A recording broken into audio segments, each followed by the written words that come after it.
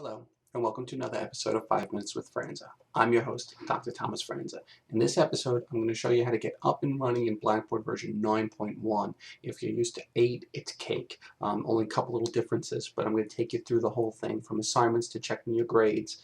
So let's get started because we have a lot to learn in little time. First thing you need to do in Blackboard 9, just like in Blackboard 8 or any other versions, you need to navigate to the website. In this case, it's blackboard.dallin.edu. Okay, you're going to log in using your credentials. If you don't know what your credentials are, contact your professor or your organization's help desk and they'll help you get started. When you log into Blackboard for the first time, 9 looks a lot like 8. I've got my tools on the left-hand side, which allow me to get to my grades and my announcements and all my other good stuff, even my personal information. The middle section over here has any announcements or calendar things that may be posted for me. And then on the right side, you have the courses that you're currently enrolled in. If your course does not show up over here, not a big deal. Just contact your professor and let them know. Also with our system, most other systems, it may take 24 hours from the time you enroll in the course for it to become visible. You will not have this. This is faculty members only. By default, our shells are turned off, not turned off, they're unavailable, and the professors make them available when the content is ready. Okay, but here you'll have this, in this case, quantitative methods. We click on it, and now we're in that course. The basics are the same, right? I have where I am in the shell right up here. I have my navigation over here. If I want to go to my announcements section, my course information, while these may change slightly, again, this is the basic way to navigate. Course documents, if I want, I can click on it and download it. Not a big deal. Let's go to the assignment section because this has changed and this is what you really need to know. A professor can have an assignment where they just tell you what to do. Start exploring the site, let me know what you find. Okay, or what the other things I expect you to do. But you see this is different. For assignments, we no longer submit assignments through the digital Dropbox or email them separately to our professor. Now you can actually submit them within Blackboard. It's cool. Digital Dropbox needed to go away. Happy that it did. So you click on it, and boom, you just fill it out. It's like everything else now. Just the same way you would do a discussion board thread or anything else. You fill in the main information here. If you need to attach a file, over here you say browse my computer and find it. If you actually had attached it someplace else, you could say browse course. So if it already exists in Blackboard, you can browse the course to submit it. Maybe you put it in the discussion board as well, let's say.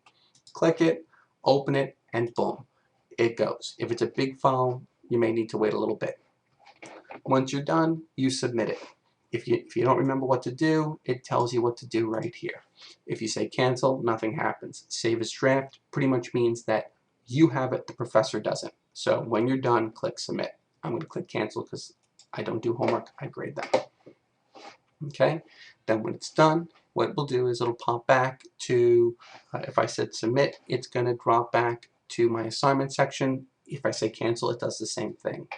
Quizzes are just like in Blackboard 8. You click on the quiz, and when you're ready to begin the quiz, you say click begin, and you take the quiz. Okay, I recommend that you do the quiz in one seating because professors may have it where you can't come back to it. So when you set aside time when you're going to take your quiz. Okay, that's it to assignments. It's really pretty easy. The professor can even say in the assignment that you have to use the discussion board and make a link to the discussion board. I mean, really, really cool. Okay, external links, these are just links to things that exist outside of Blackboard, other websites. Okay, tools and communications. These are pretty much the same, but there's some new and additional features. You get the same thing no matter what you click on. Okay, see, there's communication, there's tools.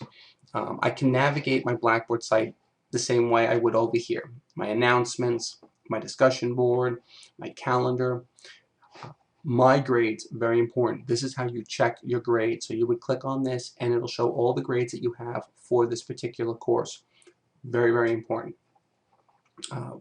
We also have new to Blackboard 9 journals, blogs, and wikis. So don't be surprised if your professors start to use them. They're cool, but they work the same way the assignments do. It's great, it's clean, it's very easy. In the discussion board, if I need to post to the discussion board, 9 is the same way as 8. I click on the form that I want to post to, and if I want to reply to a thread, I go to that thread and I say reply. You see my navigation bar? It's telling me that I'm in the discussion board section of this shell. It tells me what forum I'm in, and it tells me which thread in the forum I'm in. And I would say reply. When I say reply, look, it looks the same, right? I would put in my message here. I would spell check it when I'm done. If I needed to upload a file, I could upload a file, and I would say submit. Save as draft. It's available to you, but nobody else. If I want to create a new thread, I go back to the forum, and I would create the thread here. Boom. And that's it. Remember, it must have a subject. That's what the little star indicates. I fill in the information. I spell check it. I proofread it. I submit it. That's all there is to it. Well, that's it for Blackboard 9.1. You're up and running. I hope you found this episode of 5 Minutes with Franza useful. Once again, thank you for watching. I'm your host, Dr. Thomas Franza.